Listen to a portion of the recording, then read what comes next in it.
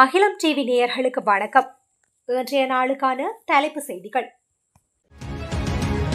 இலங்கையின் முக்கிய சர்வதேச விமான நிலையத்தில் வெளிநாட்டிற்கு தற்காலிக ஓட்டுநர் உரிமைகளை வழங்குவதற்கான கட்டணத்தை அதிகரிப்பது குறித்து மோட்டார் போக்குவரத்து துறை பரிசீலித்து வருவதாக ஆணையாளர் ஜெனரல் கமல் அமரசிங்க தெரிவித்தார்.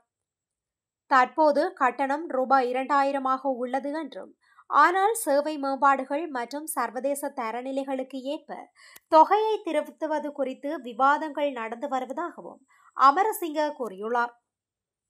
சுற்றுலா பயணிகள் மற்றும் வணிக பயணிகளுக்கான செயல்முறையை நெறிப்படுத்த பண்டார்நாயக்க சர்வதேச விமான நிலையத்தில் ஒரு பிரத்யேக பீடம் அமைக்கப்பட்டுள்ளது என்றும் அவர் கூறியுள்ளார். தென்னிலங்கையில் ஏற்பட்டுள்ள அரசியல் நெருக்கடி நிலைமை ராயபக்சர்களுக்கு மேலும் சிக்கலை ஏற்படுத்தியுள்ளதாக தகவல் வெளியாகியுள்ளது. நிதி மோசடி குற்றச்சாட்டில் முன்னாள் ஜனாதிபதி ரணில் விக்ரமசிங்க கைது செய்யப்பட்டு பிணையில் விடுவிக்கப்பட்டுள்ளார். எனினும் ரணிலின் கைதின் போது ராயபக்சர்கள் உட்பட அனைத்து எதிர்க்கட்சிகளும் ஒன்றிணைந்து அரசுக்கு எதிராக கோஷம் எழுப்பின. அந்த கோஷம் காரணமாக பொதுஜன பெரமுன கட்சியை பிரதிநிதித்துவப்படுத்தும் ராயபக்ஷ குடும்பத்திற்கு அரசியல் நெருக்கடி ஏற்படுவதாக தெரிவிக்கப்படுகின்றது. எதிர்வரும் சனிக்கிழமை ஐக்கிய தேசிய கட்சியின் வருடாந்த மாநாடு நடைபெறவுள்ள நிலையில் அனைத்து எதிர்க்கட்சிகளும் அழைப்பு விடுக்கப்பட்டுள்ளது. ஸ்ரீலங்கா பொதுஜன பெரமுன கட்சியின் தலைவரும் முன்னாள் ஜனாதிபதி மஹிந்த ராயபக்ஷ மற்றும் கட்சியின் தேசிய அமைப்பாளர் நாமல் ராயபக்ஷவும் அழைப்பு விடுக்கப்பட்டுள்ளது. பதுளை பல்லேகேட்டுவ போலீஸ் தோட்ட பகுதியில் எரிந்த நிலையில் பெண்ணொருவரின் சடலம் மீட்கப்பட்டுள்ளது. குறித்த சடலமானது நேற்றைய தினம் மீட்கப்பட்டதாக தெரிவிக்கப்படுகின்றது. உயிரிழந்தவர் அடையாளம் காண முடியாத அளவுக்கு எரிந்திருப்பது கண்டறியப்பட்டுள்ளது. உயிரிழந்தவரின் சடலம் பதுளை வைத்தியசாலையில் பிரேத அறையில் வைக்கப்பட்டுள்ளது. ஜனாதிபதி அனுரகுமார திசாநாயக்க வடக்குக்கு விஜயம் மேற்கொண்டுள்ள நிலையில் பலரும் எதிர்பார்த்த ஜனாதிபதி அனுரகுமார திசாநாயக்கவின் செம்மணி விஜயம் நடைபெறவில்லை. ஜனாதிபதி அனுரகுமார திசாநாயக்க நேற்றைய தினம் யாழ்ப்பாணத்திற்கு விஜயம் செய்திருந்தார். இதன்போது அவர் செம்மணி மனித புதைகுழி அகழ்வு நடைபெறும் இடத்திற்கு விஜயம் செய்வார் என அமைச்சர் உள்ளிட்ட பல்வேறு தரப்பினராலும் தெரிவிக்கப்பட்டிருந்தது. எனினும் ஜனாதிபதி அனுரகுமார திசாநாயக்க செம்மணி வீதியை கடந்து பயணித்த போதிலும் செம்மணி மனித புதைகுழியை சென்று பார்வையிடவில்லை என பொது ஆர்வலர்கள் விமர்சிக்கின்றனர். இதனை அடுத்து ஜனாதிபதியின் செம்மணி நோக்கி பயணம் அனைவராலும் எதிர்பார்க்கப்பட்ட நிலையில் அவர் அங்கு செல்லாமல் அதனை கடந்து சென்றமை தமிழர் தரப்பை ஏமாற்றமடைய செய்துள்ளது. 2025 ஆண்டுக்கான தரம் 5 புலமை பரிசு 2025 ஆண்டுக்கான தரம் 5 புலமை பரிசில் பரீட்சையின் பெறுபேறுகள் இந்த வாரத்திற்குள் வெளியிடப்படவுள்ளதாக தெரிவிக்கப்பட்டுள்ளது. குறித்த விடயத்தை பரீட்சைகள் திணைக்களம் தெரிவித்துள்ளது. நாடளாவிய ரீதியில் புலமை பரிசில் பரீட்சை இம்முறை 2787 பரீட்சை நிலையங்களில் நடைபெற்றது. 100 தொடருந்து நிலையங்களை நவீனமயமாக்கும் தேசிய திட்டத்தின் முதல் கட்டமான ட்ரீம் டெஸ்டினேஷனை போக்குவரத்து மற்றும் நெடுஞ்சாலைகள் பிரதி அமைச்சர் பிரசன்ன குணசேன ஆரம்பித்து வைத்துள்ளார். போக்குவரத்து மற்றும் நெடுஞ்சாலைகள் பிரதி அமைச்சர் பிரசன்ன குணசேன தலைமையில் நேற்று தல்பே தொடருந்து நிலையத்தில் இந்த திட்டம் ஆரம்பித்து வைக்கப்பட்டுள்ளது. இலங்கையின் தொடருந்து நிலையங்களை உலக தரத்துடன் ஒப்பிடத்தக்க வகையில் புதிய அடையாளத்துடன் மேம்படுத்துவதற்காக அரசாங்கம், தனியார் துறை மற்றும் பொதுமக்களின் கூட்டு முயற்சியாக இந்த திட்டம் செயல்படுத்தப்படுகின்றது. திருகோணமலை கண்டி பிரதான வீதியின் தம்பலகாமம் போலீஸ் பிரிவிற்குட்பட்ட 13ஆம் கட்டை சந்தியில் இராணுவத்திற்கு சொந்தமான கேப் ரக வாகனமும் காரொன்றும் மோதி செவ்வாய்க்கிழமை விபத்துக்குள்ளானது. தம்பலகாமம் 13ஆம் கட்டை சந்தி வளைவில் திருப்பிய இராணுவ கேப் ரக வாகனமும் திருகோணமலையிலிருந்து வந்த காரும் ஒன்றுடன் ஒன்று மோதியுள்ளதுடன் இவ்விபத்தில் எவருக்கும் காயங்கள் ஏற்படவில்லை என தெரிவிக்கப்படுகின்றது. குறைந்த நேர தொழில்களுக்கு அதிக வேதனம் வழங்குவதாக உறுதியளிக்கும் இணைய விளம்பரங்கள் தொடர்பில் பொதுமக்கள் எச்சரிக்கையாக இருக்க வேண்டும் என அறிவுறுத்தப்பட்டுள்ளது. இது தொடர்பில் இலங்கை கணினி அவசர தயார்நிலை குழு எச்சரிக்கையை விடுத்துள்ளது. மோசடிகளை மேற்கொள்வோர் இணைய விளம்பரங்கள் மூலம் தனியாட்களை குறிவைத்து போலியான தொழில் வாய்ப்புகளுக்காக பதிவு கட்டணம் அல்லது வைப்புத் தொகையோ கோருகின்றனர்.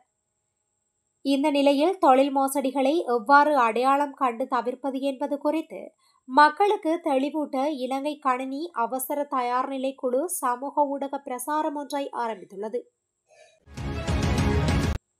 நுவரெலியா வெளிமட போம்புருஎல்ல நீர்வீழ்ச்சியில் நீராட சென்ற ஆசிரியர் ஒருவர் சடலமாக மீட்கப்பட்டுள்ளார். இச்சம்பவம் நேற்று இடம்பெற்றுள்ளது. சடலமாக மீட்கப்பட்ட ஆசிரியர் 31 வயதுடைய உடம்புசலாவ பகுதியைச் சேர்ந்த ஒரு குழந்தையின் தந்தை ஆவார். கடந்த சனிக்கிழமை 8 ஆசிரியர் கொண்ட குழு சுற்றுலாவாக இப்பகுதிக்கு சென்றிருந்தது. இதில் ஒரு ஆசிரியர் நீராடிக் கொண்டிருந்த போது நீரில் அடித்து செல்லப்பட்டார். அவரை காப்பாற்ற முயன்ற மற்றொரு ஆசிரியர் காயமடைந்ததாக போலீசார் தெரிவித்தனர். நீரில் அடித்து செல்லப்பட்ட ஆசிரியரை தேடுவதற்கு சுழியோடிகள் பயன்படுத்தப்பட்டிருந்த நிலையில் அவர் சடலமாக மீட்கப்பட்டதாக போலீசார் தெரிவித்திருந்தனர். இலங்கை சிறைச்சாலை திணைக்களத்தில் நிலவும் ஆளணி பற்றாக்குறையை நிவர்த்தி செய்ய 554 உத்தியோகத்தர்களை ஆட்சேர்ப்பு செய்ய அரசாங்கம் அனுமதி அளித்துள்ளது. சிறைச்சாலை ஆணையாளர் மற்றும் ஊடக பேச்சாளர் ஜகத் வீரசிங்கவின் இது குறித்து தெரிவிக்கையில், இந்த வெற்றிடங்கள் குறித்து ஆகஸ்ட் 29, 2025 அன்று அரச வர்த்தமானியில் அதிகாரப்பூர்வமாக அறிவிப்பு வெளியிடப்பட்டது. இந்த ஆண்டில் மாத்திரம் இதுவரை இடம்பெற்ற 90 துப்பாக்கி சூடு சம்பவங்களில் 49 பேர் உயிரிழந்துள்ளதாக தெரிவிக்கப்படுகின்றது. மேலும் 49 பேர் காயமடைந்ததாக காவல்துறை தரப்புகள் தெரிவித்துள்ளன.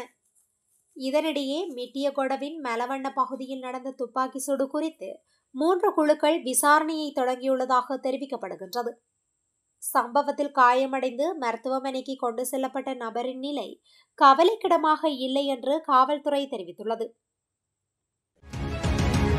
நாட்டில் தற்போது நிலவும் வெப்பமான வானிலை தொடர்பில் வளிமண்டலவியல் திணைக்களம் எச்சரிக்கை விடுத்து அறிக்கை ஒன்றை வெளியிட்டுள்ளது. நேற்று இந்த எச்சரிக்கை இன்று வரை செல்லுபடியாகும் என அந்த திணைக்களம் தெரிவித்துள்ளது. அந்த வகையில் வடக்கு, வடமத்திய, கிழக்கு மாகாணங்கள் மற்றும் மொனராகலை, ஹம்பாந்தோட்டை மாவட்ட மக்கள் விழிப்புணர்வுடன் இருக்குமாறு அறிவுறுத்தப்பட்டுள்ளார். சுங்கத்துறை தற்போது கிட்டத்தட்ட 2000 வாகனங்களை வெளியிடாமல் வைத்திருப்பதாக தெரிவிக்கப்படுகின்றது. குறித்த விடயத்தை வாகன இறக்குமதியாளர்கள் சுட்டிக்காட்டியுள்ளனர். மின்சார வாகனங்களின் இயந்திர திறனை அறிவிப்பதில் உள்ள சிக்கல்கள் மற்றும் 3ஆம் தரப்பு நாடுகள் மூலம் கடன் கடிதங்களை திறப்பது போன்ற 2 முக்கிய காரணங்களால் இவ்வாறான நிலை காணப்படுவதாக குறிப்பிடப்பட்டுள்ளது. இந்த நிலையில் தடுத்து வைக்கப்பட்டுள்ள மொத்த வாகனங்களில் சுமார் 1000 மின்சார கார்கள் அவற்றின் இயந்திரத்திறன் குறித்த தகராறு காரணமாக அவை சுங்கத்துறையின் காவலில் உள்ளதாக தெரிவிக்கப்படுகின்றது. மீதமுள்ள வாகனங்களின் இருப்பு 3ஆம் தரப்பு நாடுகளிலிருந்து கடன் கடிதங்களை திறப்பதன் மூலம் வாகனங்களை இறக்குமதி செய்வதால் வாகனங்களை விடுவிக்க முடியவில்லை என இறக்குமதியாளர்கள் குறிப்பிட்டுள்ளனர். வடக்கு மக்களின் காணி உரிமைகள், மொழி மற்றும் கலாச்சார உரிமைகளை பாதுகாப்பதற்கும் காணாமல் ஆக்கப்பட்டோருக்கு என்ன நடந்தது என்பதை அறியும் உரிமையை பாதுகாப்பதற்கும் அரசு அர்ப்பணிப்புடன் உள்ளதாக ஜனாதிபதி அனுரகுமார திசாநாயக்க தெரிவித்தார். உலக தெங்கு தின நிகழ்வுகளுடன் இணைந்த வகையில் நாடே சுபீட்சம் ஆக்கும் விருட்சம் கற்பகத்தரு வளம் என்ற தொனிப்பொருளின் கீழ் நேற்று முல்லைத்தீவு புதுக்குடியிருப்பில் நடைபெற்ற நிகழ்வில் பங்கேற்று ஜனாதிபதி அங்கு உரையாற்றும் போதே மேற்கண்டவாறு கூறினார். வடக்கிற்கு மீண்டும் உயிரோட்டத்தை வழங்குவதன் மூலம் இந்த மக்களுக்கு வலுவான பொருளாதாரத்தை கட்டியெழுப்பும் பொறுப்பை நிறைவேற்றுவேன். தேசிய ஒற்றுமையை உருவாக்குவதே எமது அரசின் நோக்கமாகும். அதற்காக அனைவரும் ஒன்றிணைந்து செயல்பட வேண்டும் எனவும் ஜனாதிபதி அனுரகுமார திசாநாயக்க தெரிவித்தார். பொருளாதார சாத்தியங்களை கண்டறிந்து பொருளாதாரத்தை விரிவுபடுத்தி மிகவும் திட்டமிடப்பட்ட வகையில் நாட்டை அபிவிருத்தி செய்வது தற்போதைய அரசாங்கத்தின் நோக்கம் எனவும் கிராமிய மக்களை வறுமையிலிருந்து விடுவிப்பதற்கு தனது ஆட்சி காலத்தில் அர்ப்பணிப்புடன் செயல்படுவதாகவும் ஜனாதிபதி அனுரகுமார திசாநாயக்க தெரிவித்தார். முல்லைத்தீவு மாவட்டத்தில் வட்டுவாகல் பாலத்தின் நிர்மாண பணிகளை தொடங்கி வைக்கும் நிகழ்வில் நேற்று காலை கலந்து கொண்டு உரையாற்றும் போதே ஜனாதிபதி இதனை குறிப்பிட்டார். இந்த செப்டம்பரில் நாடு முழுவதும் பல புதிய அபிவிருத்தி திட்டங்கள் தொடங்க திட்டமிட்டுள்ளதாக தெரிவித்த ஜனாதிபதி அபிவிருத்தி திட்டங்களை சரியான நேரத்தில் நிறைவு செய்யாமல் மதிப்பிடத்தக்க தொகையை விட அதிகமாக செலவிடும் பழைய பாரம்பரியத்தை முடிவுக்கு கொண்டு வருவதாகவும் அனைத்து அபிவிருத்தி திட்டங்களையும் சரியான நேரத்தில் நிறைவு செய்து மக்களுக்கு நன்மைகளை வழங்க அரசாங்கம் உறுதி பூண்டுள்ளதாகவும் ஜனாதிபதி கூறினார். இத்துடன் இன்றைய நாளுக்கான தலைப்பு செய்திகள் நிறைவடைகின்றன. தொடர்ந்தும் இதுபோன்ற செய்திகளை அறிந்து கொள்ள அகிலம் நியூஸுடன் இணைந்திருங்கள். நன்றி, வணக்கம்.